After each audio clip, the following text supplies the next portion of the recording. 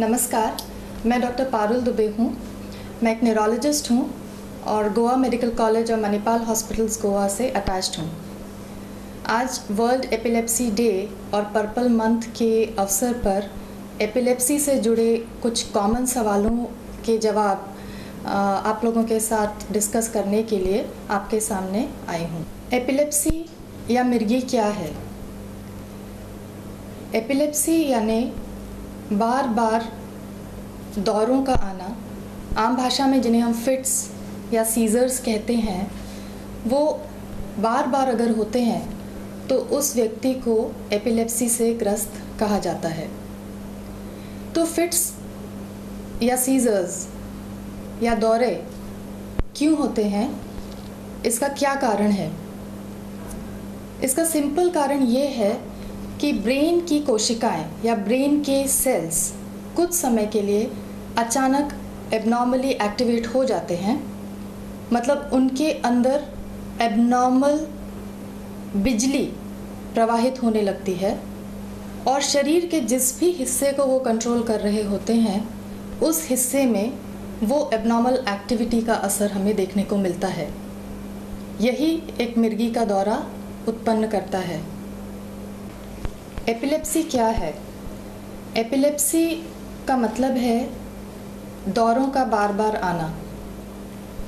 दौरे, जिसको आम भाषा में हम लोग फिट्स भी कहते हैं। तो दौरे क्यों होते हैं? इसका सीधा कारण ये है कि ब्रेन के सेल्स या मस्तिष्क की कोशिकाएं, जिनमें कि एक बेसलाइन इलेक्ट्रिकल एक्टिविटी होती ही है, अचानक से उस इलेक्ट्रिकल एक्टिविटी का एबनॉर्मली बढ़ जाना, और जिस कारण से वो ब्रेन के सेल्स बॉडी के जिस भी हिस्से को नियंत्रित करते हैं उस हिस्से में कुछ एबनॉर्मल सिम्टम्स या लक्षणों का उत्पन्न होना, उसे हम दौरा कहते हैं।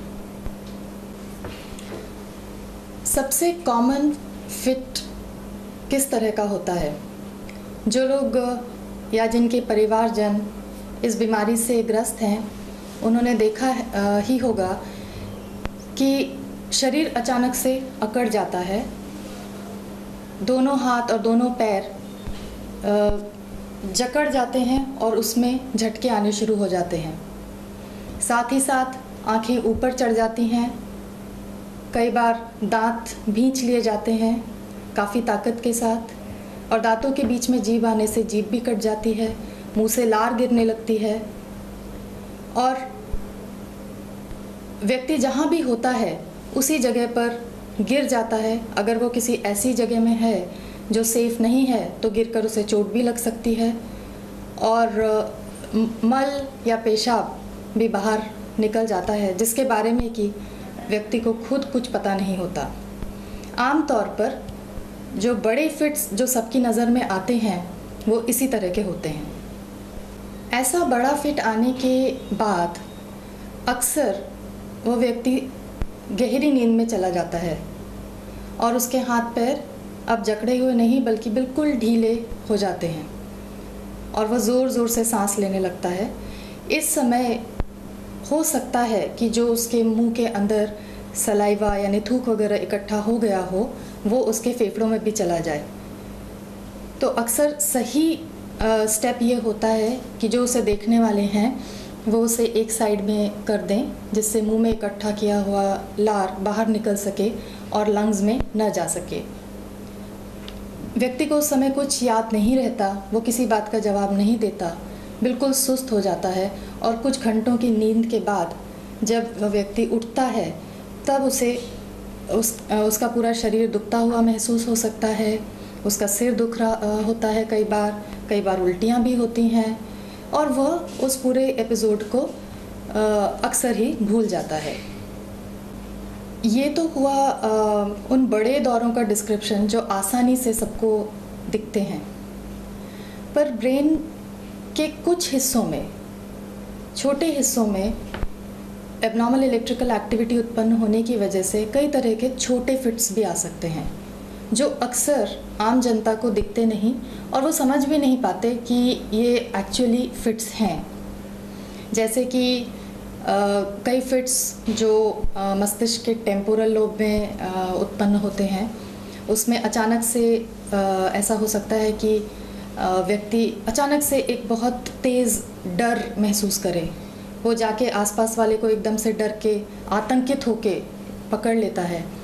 या फिर ऐसा हो सकता है कि एक कोई अजीब सी फीलिंग उसके मन में आए जिसे वो डिस्क्राइब नहीं कर पाए, सिर्फ कुछ सेकंड्स के लिए ऐसा होता है। या अचानक उसे एक फीलिंग होती है जैसे पेट में से ऊपर उठ के कुछ आ रहा है, या अचानक चक्कर आने लगे, या दिमाग में कुछ अजीब सा एक संगीत उसे सुनाई देने लगे, या एक अजीब जैसे जले हुए रबर की स्मेल अचानक से आने लगे। अक्सर इनको हम ऑरा कहते हैं। कई बार ये छोटे फिट्स उसी स्टेज पे आके रुक जाते हैं और बड़े फिट्स में परिवर्तित नहीं होते। पर कई बार ऐसा होता है कि इनिशियल स्टेज में ऐसी फीलिंग होने के बाद फिर वो बड़े फिट्स में भी बदल जाते हैं, जिसमें हाथ पैर की जकड़न हो जाती है, जीभ कटना, लार आना, आंखें ऊपर जाना। तो इन फिट्स के होने का कारण है कि ये ब्रेन के एक छोटे हिस्से से शुरू होके फिर पूरे मस्तिष्क में फैल जाते हैं। अगर किसी को पूरे जीवन में एक बार फिट आया तो क्या आप उस व्यक्ति को एपिलेप्सी से ग्रस्त कहेंगे? नहीं। किसी को अगर बार बार फिट्स आते हैं तभी उस व्यक्ति को हम मिर्गी या एपिलेप्सी से ग्रस्त व्यक्ति कह सकते हैं, क्योंकि कई लोगों को ज़िंदगी में एक बार फिट कभी ना कभी किसी कारण से आ सकता है। जैसे कि किसी ने किसी ड्रग का सेवन किया हो, या शराब का सेवन किया हो, या भूखे रहने की वजह से, ब्लड शुगर बॉडी में कम हो जाने की वजह से किसी को फिट आया हो, या किसी बुखार के संदर्भ में उसका सिर पे चढ़ जाने की वजह से अगर फिट आया हो, तो जिसे हम कहते हैं सिंगल सीज़र, उसे एपिलेप्सी की कैटेगरी में नहीं डाला जाता, क्योंकि एक दौरा आना उस व्यक्ति को एपिलेप्टिक नहीं कहलाता। दिस लास्ट सेंटेंस वो। तो दौरे क्यों होते हैं?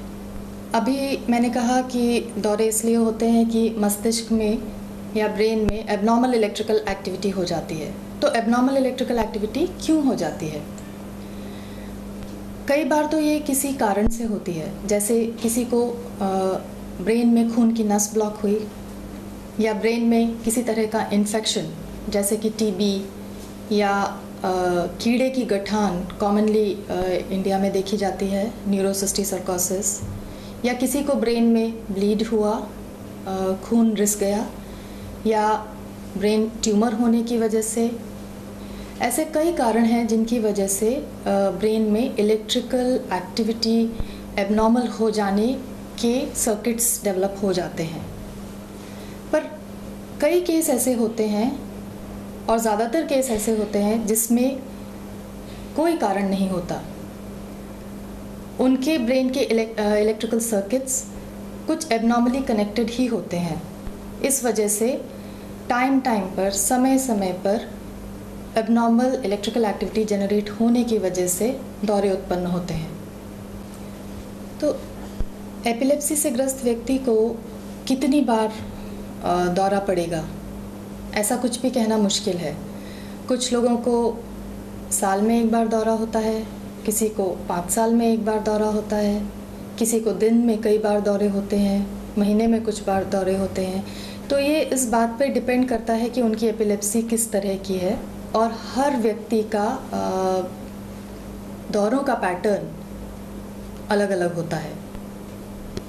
जिन्हें दौरे आते हैं, जो एपिलेप्सी से ग्रस्त हैं, उनमें एपिलेप्सी या सीजर्स के ट्रिगर्स क्या होते हैं?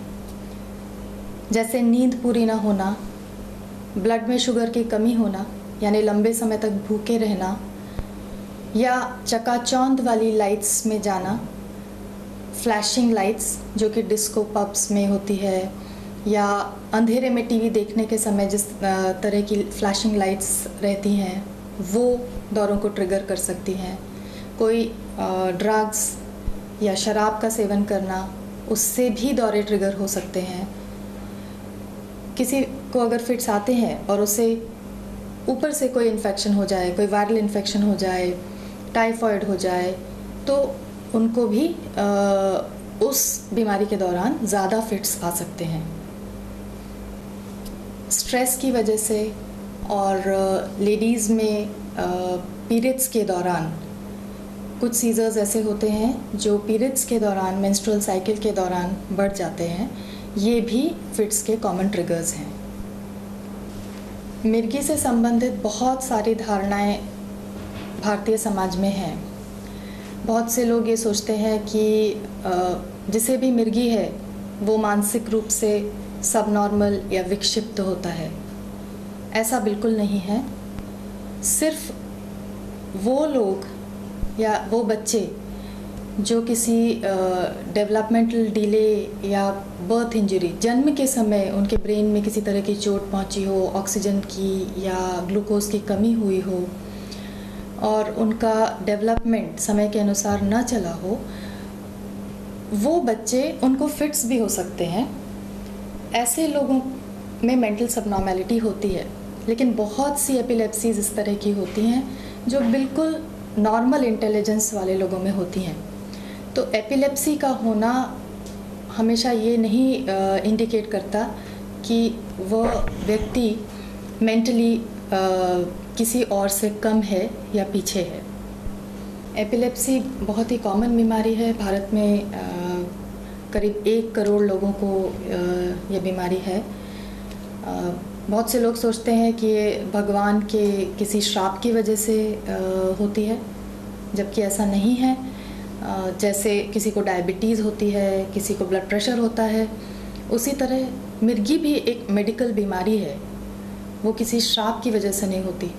बहुत से लोगों का मानना ये होता है कि ये किसी छूने के वजह से, छुआछूत से फैलने वाली बीमारी है।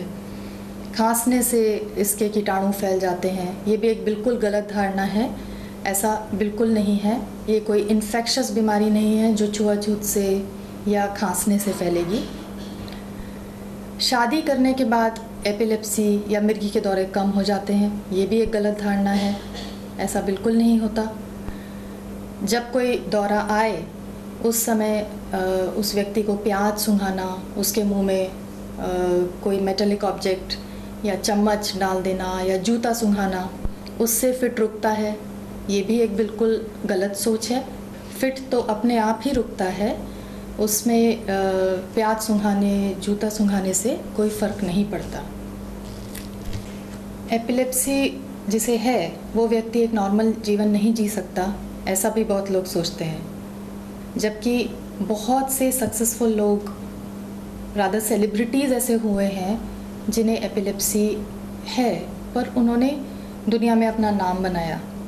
मतलब नॉर्मल से भी ज़्यादा एक्स्ट्रा ऑर्डिनरी टैलेंट्स वाले लोग भी एपिलेप्सी से ग्रस्त रह चुके हैं। कहने का मतलब ये है कि एपिलेप्सी होने से जीवन बिल्कुल रुक गया, आगे कुछ जीवन में नहीं करना है, ऐसी सोच को न तो उस व्यक्ति को अपने अंदर बढ़ने देना चाहिए, न उसके परिवार वालों को ऐसी सोच बनानी चाहिए। वो एकदम नॉर्मल जीवन जी सकते हैं।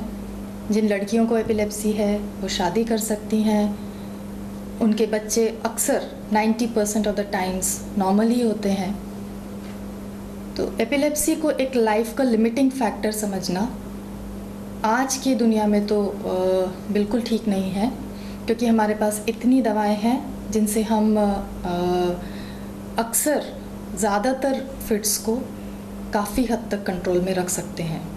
बहुत से फिट्स तो ऐसे होते हैं जो 3 साल दवाई लेने के बाद फिर जीवन भर नहीं होते। कुछ फिट्स हालांकि ऐसे होते हैं जिसमें ज़्यादा लंबे समय तक दवाई देने की ज़रूरत होती है, पर ये सब डिपेंड इस बात पे करता है कि फिट्स किस वजह से हो रहे हैं। फिट्स के कुछ अलग सिम्टम्स भी होते हैं, कुछ और भी सिम्टम्स होते हैं, जैसे कि अचानक से आँखें झपझपाने लगना, या अचानक से शून्य में देखने लगना, एकदम स्टेयर करने लगना। ऐसा लगता है जैसे वह व्यक्ति सराउंडिंग्स से एकदम कट हो गया हो। कुछ लोग हाथों से कुछ अबनॉर्मल हरकत करने लगते हैं, जैसे जो भी सामने है उसे बार बार छूने लगना, बार बार उठाने लगना। कुछ लोग जीभ को बार बार लाके बाहर अंदर इस तरह करते हैं। ये भी कॉम्प्लेक्स पार्शियल सीजर्स के लक्षण हैं। कुछ फिट्स ऐसे होते हैं जिसमें अचानक से पूरी बॉडी में झटका आता है।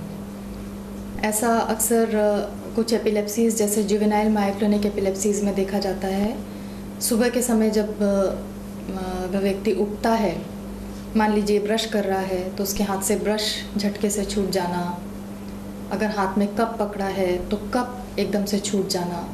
ये भी एक तरह के फिट्स हैं जो न्यूरोलॉजिस्ट पेशेंट से बात करके अक्सर एनालाइज करके समझ जाते हैं कि उस व्यक्ति को बड़ा फिट तो शायद अभी आया हो, लेकिन ऐसे छोटे फिट्स काफ़ी लंबे समय से होते रहे हों। अक्सर जिन्हें दौरे आते हैं उनके घर वाले पूछते हैं कि अगर हमारे सामने इनको फिट आया फिर तो हम क्या करें। ज़रूरी है कि जैसे ही हमें नज़र आए कि किसी को फिट आ रहा है तो उस व्यक्ति को एक सुरक्षित जगह पर हम पहुंचा दें। अगर खड़ा है तो बिठा दें या लिटा दें, लेकिन उसे रिस्ट्रेन करने की, उसे रोकने की, उसके झटकों को फोर्सिबली रोकने की कोशिश बिल्कुल नहीं करनी चाहिए। उससे मरीज़ को भी और उसे रोकने वाले को भी चोट पहुंच सकती है और इसका कोई फ़ायदा नहीं है। हम कितना भी रोकने की कोशिश करेंगे, मरीज़ के झटके उस समय नहीं रुकेंगे। वैसे भी 1 मिनट के अंदर वो फिट अपने आप ही शांत हो जाने वाला है। देखने वालों की ड्यूटी ये है कि उस पर्सन को, उस व्यक्ति को चोट न लगने दें। उसको एक सुरक्षित जगह पर पहुंचा दें, लिटा दें। पॉसिबल हो तो सर के नीचे एक तकिया लगा दें। उसके मुंह में कुछ भी डालने की कोशिश ना करें। कई बार लोग चम्मच या जूता ये सब डालने की कोशिश करते हैं, कपड़ा ठूंसने की कोशिश करते हैं। ऐसा बिल्कुल नहीं करना चाहिए, उससे चोट लग सकती है और उसका कोई फ़ायदा भी नहीं है। अगर उस व्यक्ति ने टाइट बेल्ट या कुछ टाइट कॉलर इस तरह का पहन रखा हो, उन्हें लूज़न कर दें, ढीला कर दें और वेट करें क्योंकि उसका फिट पूरा हो जाए। पूरा होने के बाद उसको साइड से लिटा दें, जिससे जो भी लार इकट्ठी हुई है वो लंग्स में ना जाके बाहर निकल जाए। और उसको तुरंत कुछ खिलाने पिलाने की कोशिश नहीं करें। अक्सर ऐसा होता है जैसे ही फिट आया लोग आके कुछ पानी मुंह में डाल देते हैं। वो डेंजरस है क्योंकि वो उस समय अगर लंग्स में चला गया तो एस्पिरेशन, जो अपने आप में एक ख़तरनाक चीज़ है, वो हो सकता है। तो जब तक मरीज़ पूरी तरह होश में ना आ जाए उसे कुछ भी खिलाना पिलाना नहीं है। तो डॉक्टर्स एपिलेप्सी का डायग्नोसिस कैसे करते हैं?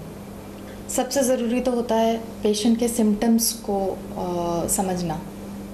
अक्सर सिम्टम्स से ही समझ में आ जाता है कि उसे फिट्स हैं कि नहीं हैं। लेकिन कुछ बेसिक इन्वेस्टिगेशंस या जांचें फिट्स आने वाले किसी भी व्यक्ति में कराई ही जाती हैं, जैसे सीटी स्कैन या एमआरआई ब्रेन का, और ईईजी इलेक्ट्रोएन्केफेलोग्राफी, जिसमें कि ब्रेन के ऊपर, सिर के ऊपर बहुत सारे इलेक्ट्रोड्स लगाए जाते हैं और उसका पर्पस होता है कि ब्रेन की इलेक्ट्रिकल एक्टिविटी या विद्युतीय गतिविधि को रिकॉर्ड करना। कई बार उसमें फिट्स की एबनॉर्मल इलेक्ट्रिकल एक्टिविटी पकड़ में आ जाती है और वो एबनॉर्मेलिटी भी अलग अलग तरह की होती है। उसके आधार पे दवाइयाँ भी हम डिसाइड कर सकते हैं। तो एपिलेप्सी का ट्रीटमेंट कैसे होता है? मेन ट्रीटमेंट एपिलेप्सी का दवाइयों से ही होता है। दवाइयाँ एक बार अगर करेक्ट चूज़ की जाएं, सही दवाइयों का चयन हो तो ज़्यादातर फिट्स अच्छे कंट्रोल में रहते हैं। लेकिन सही दवाइयों का चयन बहुत इम्पॉर्टेंट है। कई बार ऐसा होता है कि किसी को इस तरह के झटके आते हैं जो उसकी पूरी बॉडी को इन्वॉल्व करते हैं, उसे कार्बामाज़ेपिन दवाई दे दी जाती है तो उसके फिट्स बढ़ जाते हैं। इसलिए ज़रूरी है कि न्यूरोलॉजिस्ट के पास पेशेंट्स जाएं और करेक्ट दवाई अपने लिए स्टार्ट करवाएं और फिर उस दवाई को जैसे भी डॉक्टर ने बताया है करेक्ट डोजेज़ में सही टाइमिंग्स पर लेते रहें। जहाँ तक हो सके एक भी डोज दवाई का मिस नहीं करना चाहिए। अगर कहीं ट्रैवल कर रहे हैं तो भी अपने साथ दवाइयों का स्टॉक रखना चाहिए। अगर आप काम कर रहे हैं तो ऑफिस में, घर में दवाइयों का खूब स्टॉक रखें। कभी ऐसा ना हो कि स्टॉक ख़त्म होने की वजह से दवाई नहीं ले पाए। आजकल तो इजी है कि मोबाइल में हम अलार्म भी लगा सकते हैं कि इस टाइम पे ये दवाई लेनी है, तो जैसा डॉक्टर ने बताया है उस टाइम पे दवाई लेते रहना चाहिए और एक रेगुलर फॉलोअप करते रहना चाहिए। हो सकता है डॉक्टर 3 महीने में बुलाए, 4 महीने में बुलाए, लेकिन वो रेगुलरिटी मेंटेन करना चाहिए। अगर 3 साल तक किसी को दवाइयों के ऊपर फिट्स नहीं आते हैं तो ज़्यादातर डॉक्टर्स ट्राई करते हैं कि एक ईईजी करा के, और ईईजी अगर नॉर्मल है तो दवाइयों को धीरे धीरे करके बंद किया जाता है।